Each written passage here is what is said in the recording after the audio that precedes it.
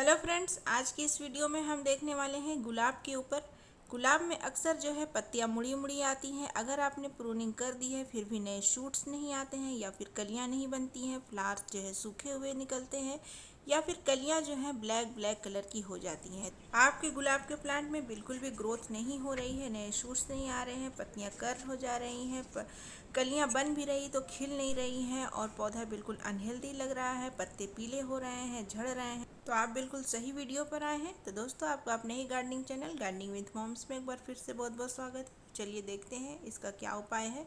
दोस्तों, ये है मेरा रोज़ का प्लांट और ये अब काफ़ी हद तक सही हो गया है, लेकिन इसमें अभी भी कुछ कुछ लीव्स जो हैं काफ़ी कर्ल हो रहे हैं।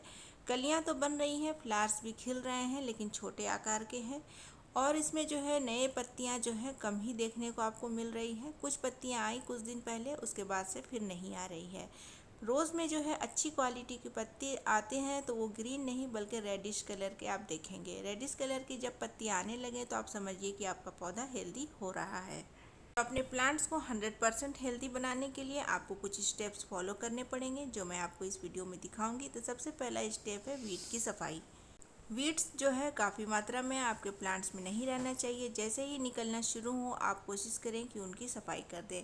अभी बरसात का सीज़न है, काफ़ी बारिश की वजह से वीड्स जल्दी जल्दी निकलते हैं, तो आप उन्हें लगातार साफ भी करते रहें और मिट्टी की गुड़ाई भी करते रहें। कोशिश करें कि ऊपरी परत में पानी जो है नहीं जमा रहे, न ताकि काई नुमा परत एक जम जाती है, जिससे कि आप कोई भी फर्टिलाइज़र या पानी डालेंगे तो अंदर तक नहीं पहुंच पाता है। साथ ही बरसात के मौसम में आपको मिट्टी ऐसी बनानी है गुलाब की, जिसमें पानी डालते ही या पानी पड़ते ही वो झट से ड्रेनेज होल से निकल जाए। पानी ऊपर की परत में बिल्कुल भी जमना नहीं चाहिए। नेक्स्ट स्टेप है हमारा प्रूनिंग।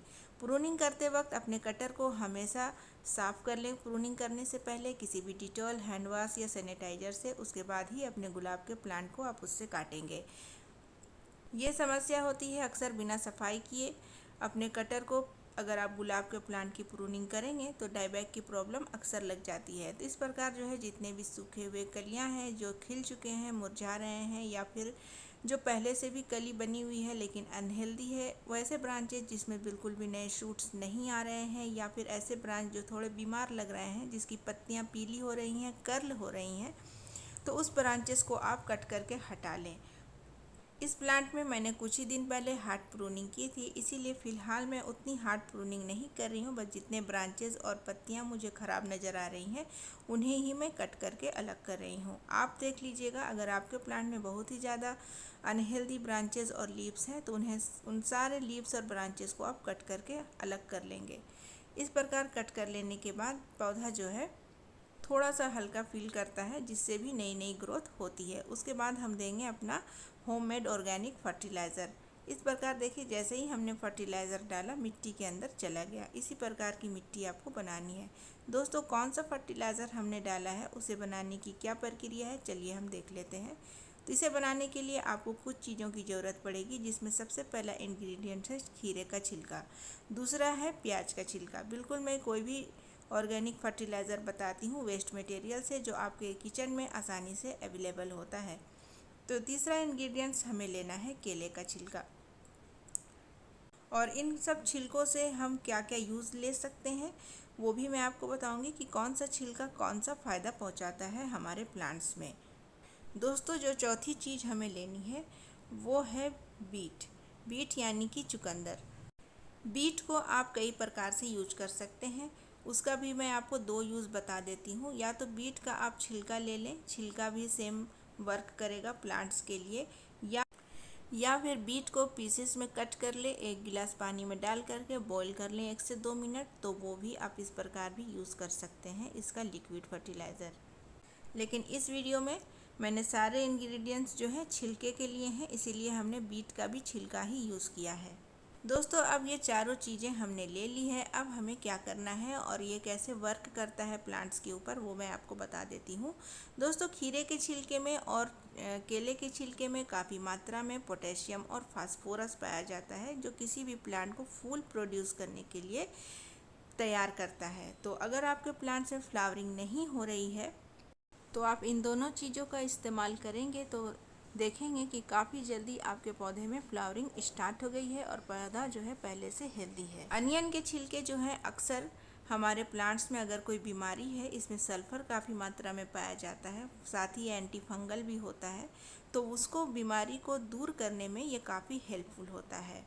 दोस्तों तीसरा है हमारा बीट का छिलका। बीट का छिलका क्या करता है, अगर आप इसे गुलाब के पौधे में डाल रहे हैं तो गुलाब का जो कलर है वो काफ़ी खिल के आता है, निखर के आता है और फूल जो है वो बड़े साइज का होता है। तो इस प्रकार चलिए चारों चीज़ें हमने ले ली हैं और खीरे के छिलके को आपको पीसेस में कट करके ही डालना है और केले के छिलके को भी कट करके ही डालना है। काटने से क्या होता है, छिलकों के अंदर जो न्यूट्रिशंस पाई जाती है वो पानी की सहायता से बाहर निकल जाता है। साबुत डालने से उतना ज़्यादा न्यूट्रिशंस पानी में नहीं घुल पाता है, इसीलिए आपको काट के ही डालना है। क्वांटिटी मैं आपको बता देती हूँ। यहाँ पर हमने एक प्याज का छिलका, एक बीट का छिलका, एक खीरे का छिलका, लेकिन यहाँ पर हमने केले के छिलके 3 लिए हैं। तो इसी रेशियो से आपको सारी इंग्रेडिएंट्स लेने हैं और इस प्रकार से सिर्फ छिलके ही लेने हैं, किसी भी चीज़ की आपको डंठल नहीं लेनी है। दोस्तों अब ये चारों चीज़ें हमने ले ली है। अब इन चारों चीज़ों को हमने करना है 2 काम। 2 उपाय मैं आपको बताऊंगी, आपको जिसमें सहूलत हो आप उसे अप्लाई कर सकते हैं। दोस्तों पहला तरीका तो है कि इस प्रकार से सभी चीज़ों को काटने के बाद आप एक बर्तन में ले लें और उसमें जो है डुबाव भर पानी आप ले लेंगे। डुबाव भर पानी आप अंदाज से ले सकते हैं और इस प्रकार जो है पानी लेने के बाद आपको 5 से 6 दिन आप इसे ढक कर किसी इंडोर जगह पर छोड़ दें, या फिर अगर आपको क्विक इसे यूज़ करना है तो आप इस प्रकार से बॉईल कर लें। तेज़ आंच में आप इसे बॉईल कर लें और जैसे ही ये बॉईल हो जाए 3-4 मिनट आप इसे तेज़ आंच पर ही छोड़ दें। तो अगर आप बॉईल करके इस सामग्री को यूज़ करेंगे तो आज के आज ही आप इसे यूज़ कर पाएंगे। अगर बॉईल नहीं करना चाहते हैं तो आप इसे 5 से 6 दिन के लिए ढक के छोड़ दें, उसके बाद आप इसका पानी यूज़ कर सकते हैं। लेकिन इसके पानी को आप डायरेक्ट यूज़ मत कीजिएगा। कितने क्वांटिटी में कितना नॉर्मल वाटर मिला करके यूज़ करना है वो मैं आपको बताऊंगी। तो ये देखिए ये तेज़ आंच में 5 मिनट करीब बॉईल हो चुका है। अब हम चूल्हे को बंद कर देंगे और इसे रूम टेम्परेचर में ठंडा होने के लिए छोड़ देंगे। दोस्तों इस प्रकार से आप देख सकते हैं ये बिल्कुल अब ठंडा हो गया है और इसका कलर बिल्कुल चेंज हो गया है। दोस्तों ये जो हमारा फर्टिलाइज़र बना है इसमें जो है गुलाब की सारी समस्याएं तो दूर होंगी ही, लेकिन फ्लावर्स जब आपके खिलेंगे तो बड़े और काफ़ी खूबसूरत कलर के खिलेंगे। दोस्तों यहाँ पर हमने इस लिक्विड को बिल्कुल ठंडा होने के लिए दिया है और जैसे ही ये ठंडा हो जाएगा अब हम इसे छान लेंगे। छानने के लिए आप एक छन्नी की मदद लेंगे। छन्नी की सहायता से आप इसके जितने भी पार्टिकल्स हैं, सॉलिड पार्टिकल्स, उसे अलग कर लेंगे और लिक्विड को अलग कर लेना है। दोस्तों इसका इस्तेमाल आपको कंटिन्यू बेसिस पर करना है, तभी आपके पौधों में अच्छा से अच्छा रिजल्ट मिल पाएगा। इसका इस्तेमाल कब करना है, कैसे करना है, किन किन प्लांट्स में आप इन फर्टिलाइज़र का इस्तेमाल कर सकते हैं रोज़ के साथ, वो मैं आपको बताऊंगी वीडियो में आगे। तो देखिए फ्रेंड्स हमने लिक्विड जो है अलग कर लिया है। दोस्तों अब देख लेते हैं यहाँ पर जो ये वेस्ट बच गया है इसका कैसे हम इस्तेमाल करें। या तो दोबारा बॉईल करके आप इसे यूज करें, या कंपोस्ट बिन में डाल दें, या फिर पानी डाल के 5 से 6 दिन के लिए छोड़ दें। 2 से 3 बार आप इस मटेरियल का यूज कर सकते हैं। तो दोस्तों इस फर्टिलाइज़र को आप सर्वगुण संपन्न फर्टिलाइज़र भी कह सकते हैं। इसका इस्तेमाल कैसे करना है हमें अपने प्लांट्स के ऊपर वो में हम देखेंगे, लेकिन चलिए उससे पहले मैं आपको दिखा देती हूँ उनके नाम जिन्होंने मेरे पिछले वीडियोस में सही जवाब दिया था। वीडियो थी मिली बग्स को कैसे हटाएं, तो सबसे पहला नाम है बीना सूद और सावित्री माथुर का। तो दोस्तों इस तरीके से देखिए हम टेरिस पर आ चुके हैं और हमें लेना है 1 गिलास नॉर्मल वाटर और ये है करीब 15 मिलीलीटर का डब्बा। 15 लीटर की छोटी सी डब्बी हमें ले लेनी है और इस प्रकार 1 डब्बा ये लिक्विड फर्टिलाइज़र ले करके नॉर्मल पानी में मिला देना है। ये नॉर्मल साइज का गिलास है और इस प्रकार ये हमारा फर्टिलाइज़र बन गया। इसके बाद हमें मिट्टी में डाल देना है। इसका इस्तेमाल आपको हफ्ते में 1 बार करना है। हफ्ते हफ्ते आप इस फर्टिलाइज़र को अपने प्लांट्स के ऊपर इसी प्रकार नॉर्मल वाटर में मिला करके देंगे तो आपको रिज़ल्ट जो है काफ़ी जल्दी मिलेगा। यहाँ पर दोस्तों आप देख पा रहे हैं काफ़ी सारे नए शूट्स आए हैं मेरे प्लांट्स में जो काफ़ी हेल्दी लग रहे हैं।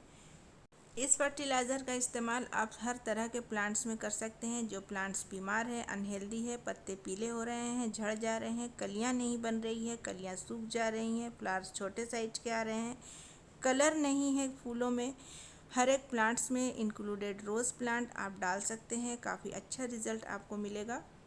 तो दोस्तों अब वक्त है सवाल पूछने का। तो आज का मेरा सवाल है कि मैंने इस फर्टिलाइज़र को बनाने के लिए बीट के छिलके का यूज़ किया है या साबुत बीट का यूज़ किया है। जवाब मेरे कमेंट सेक्शन में दीजिएगा। जवाब के अलावा प्लांट से रिलेटेड कोई भी प्रॉब्लम है कमेंट सेक्शन के थ्रू मुझसे कॉन्टेक्ट कर सकते हैं।